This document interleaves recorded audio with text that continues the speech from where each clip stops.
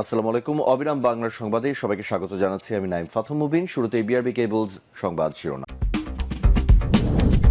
জানিয়ে দেব এই মুহূর্তে হাতে পাওয়া সর্বশেষ গুরুত্বপূর্ণ আপডেট বাংলা সংবাদ। শুরুতেই থাকছে গভীর রাতে রণক্ষেত্র জাহাঙ্গীরনগর বিশ্ববিদ্যালয়, দফায় দফায় হামলার সংঘর্ষ গোলাগুলি।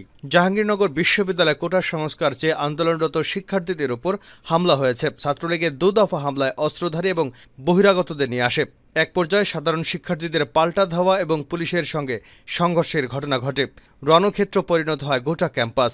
ইতিমধ্যেই সামাজিক যোগাযোগ মাধ্যমে জাহাঙ্গীরনগর বিশ্ববিদ্যালয়ের ভয়াল পরিস্থিতির বিভিন্ন ছবি ও ভিডিও ফুটেজ সামাজিক যোগাযোগ মাধ্যমে ছড়িয়ে পড়েছে। এমন ঘটনা আগে কখনো দেখেনি জাহাঙ্গীরনগর বিশ্ববিদ্যালয়। প্রিয় দর্শক, এ বিষয়ে থাকছে একটি বিস্তারিত আলোচনা, সঙ্গে থাকুন।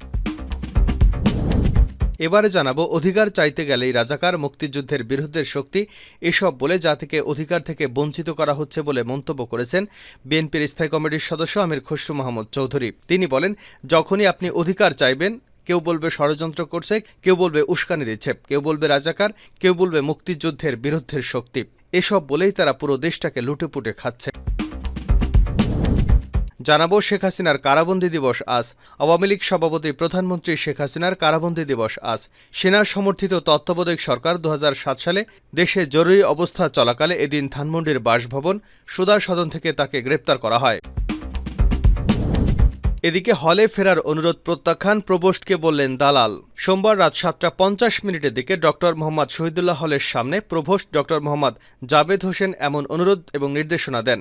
পরে নির্দেশনা এবং অনুরোধ প্রত্যাখ্যান করে শিক্ষার্থীদের তাৎক্ষণিক দালাল এবং ভুয়া ভুয়া স্লোগান দিতে দেখা যায়। জানিয়ে দেব ছাত্রলীগের হামলার প্রতিবাদে নতুন কর্মসূচি ঘোষণা শিক্ষার্থীদের। আন্দোলনরত শিক্ষার্থীদের উপর ছাত্রলীগের হামলা, প্রধানমন্ত্রীর বক্তব্য প্রত্যাহার এবং কোটা সংস্কারের এক দফা দাবিতে এ কর্মসূচি ঘোষণা করা হয়েছে।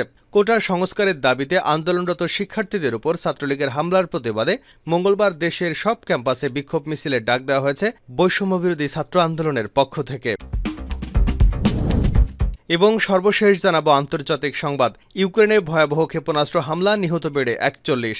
যুদ্ধ বিধ্বস্ত দেশ ইউক্রেনের বিভিন্ন শহরে গেল কয়েক মাসের মধ্যে সোমবার সবচেয়ে বড় বিধ্বংসী হামলা চালিয়েছে রাশিয়ান বাহিনী। এতে এখন পর্যন্ত নিহতের সংখ্যা বেড়ে 41 জনে দাঁড়িয়েছে। আহত হয়েছেন অন্তত 166 জন। এতক্ষণ শিরোনাম শুনছিলেন, এবার বিস্তারিত।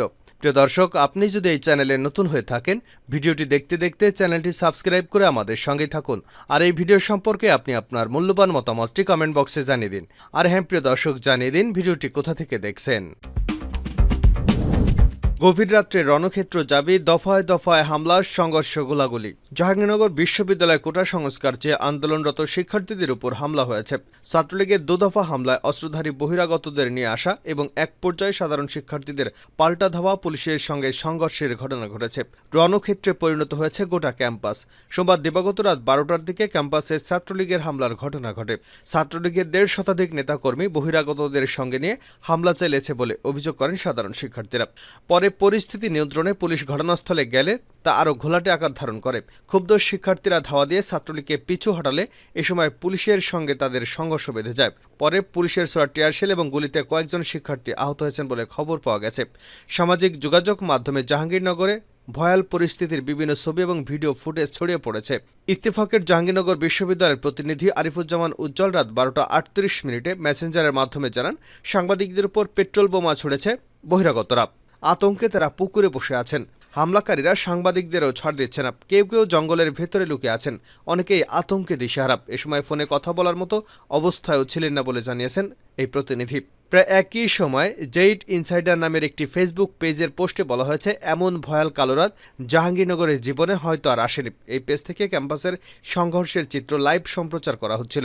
পরে রাত 3:15টার দিকে এই প্রতিবেদন হাতে আসার সময় ইত্তেফাকের জাহাঙ্গীরনগর বিশ্ববিদ্যালয়ের প্রতিনিধি জানান, পুলিশের উপস্থিতিতেই হামলা করেছে ছাত্রলীগ। পরে 1,500-এর মতো শিক্ষার্থী এসে ছাত্রলীগকে ধাওয়া দিয়ে ক্যাম্পাস ছাড়া করে দেয়। অন্যদিকে পুলিশের ছোড়া কাঁদানে গ্যাস এবং গুলিতে বণিক বার্তার মেহেদি মামুন, দৈনিক বাংলার আব্দুল রহমান এবং বাংলাদেশ টুডের জুবায়ের আহমেদ গুরুতর আহত হন। পরে ক্ষুব্ধ শিক্ষার্থীরা কয়েকজন পুলিশ সদস্যকে বেধড়ক মারধর করে। এরপর পুলিশ জলকামান নিয়ে আসে এবং অন্তত অর্ধশত রাউন্ড টিয়ারশেল এবং রাবার বুলেট ছড়ে। শতাধিক শিক্ষার্থী আহত হয়েছেন। অনলাইন পোর্টাল রাইজিং বিডির জাবির প্রতিনিধি বোরহানুদ্দিন জানান, আন্দোলনকারীদের উপর হামলা করতে ছাত্রলীগ বাইরে থেকে ১০০ জন শুটার নিয়ে এসেছে। তাদের পরনে ছিল হেলমেট এবং কালো টি শার্ট, হাতে পিস্তল সহ অন্যান্য অস্ত্র ছিল। এরা সাভার ও আশুলিয়ার লোকাল গ্যাং হতে পারে। ছাত্রলীগের নেতাকর্মীরা তাদের সামনে রেখে হামলা চালায়। হামলা থেকে বাঁচতে শিক্ষার্থীরা উপাচার্যের বাসভবনের ভেতরে আশ্রয় নেন। এ সময় তাদের লক্ষ্য করে ইটপাটকেল ছোড়ে ছাত্রলীগের নেতাকর্মীরা। প্রথমে আক্রমণের শিকার হলেও পরে শিক্ষার্থীরা ক্ষুব্ধ হয়ে ছাত্রলীগকে পাল্টা ধাওয়া দেয়। হল থেকে হাজারো শিক্ষার্থী বের হয়ে এলে ছাত্রলীগ পিছু হটতে বাধ্য হয়। সে সময় পুলিশের সঙ্গে সাধারণ শিক্ষার্থীদের সংঘর্ষ বেঁধে গেলে পুলিশ সরাসরি গুলি চালায়। এর আগে আন্দোলনকারী শিক্ষার্থী মাহফুজুর রহমান ইসলাম গণমাধ্যমকে জানান, গতকাল সন্ধ্যায় বিশ্ববিদ্যালয়ের বঙ্গবন্ধু হলের সামনে আমাদের মিছিলে ছাত্রলীগের কর্মীরা হামলা চালায়। এতে নেতৃত্ব দেন বিশ্ববিদ্যালয়ের শাখা ছাত্রলীগের সভাপতি আখতারুজ্জামান সোহেল। এর প্রতিবাদে বিচারের দাবিতে আমরা উপাচার্যের বাসভবনের সামনে অবস্থান করছিলাম। পরে রাত ১২টার দিকে ছাত্রলীগ নেতাকর্মীরা দ্বিতীয় দফায় লাঠি সোঁটা নিয়ে আমাদের উপর অতর্কিত হামলা চালায় এবং আমাদের লক্ষ্য করে ইটপাটকেল নিক্ষেপ করে। অধিকার চাইতে গেলেই বলা হচ্ছে রাজাকার, আমির খসরু।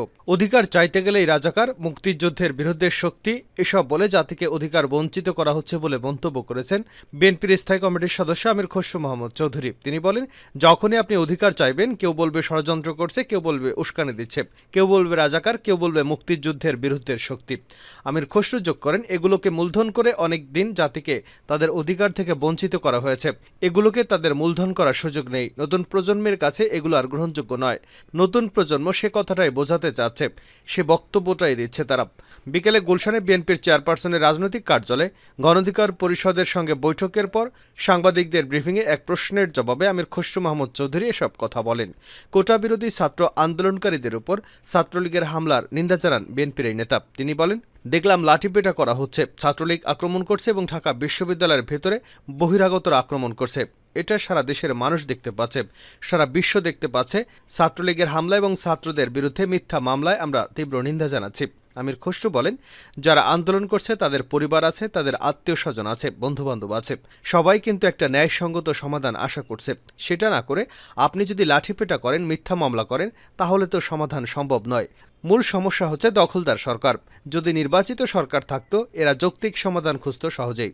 আমির খসরু আরও বলেন, আগামী দিনে আপনি বাংলাদেশকে একটি মেধাভিত্তিক দেশ গড়তে চান নাকি মেধাহীন? দলীয় লোকদের দিয়ে দেশ গড়তে চান নাকি সবাইকে নিয়ে দেশ গড়তে চান? নাকি সংকট তৈরি করে দেশের বিভক্তি সৃষ্টি করতে চান? সেটি ঠিক করতে হবে। দেশ তো কোনো গোষ্ঠীর হতে পারে না।